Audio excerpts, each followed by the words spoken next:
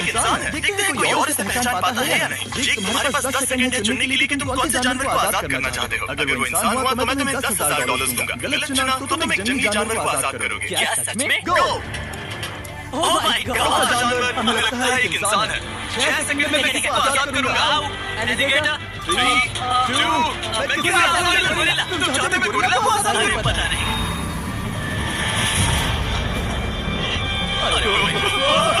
तुमने सही किया। ये लो $10,000। Thank you so much. कितने प्यारे हैं ना?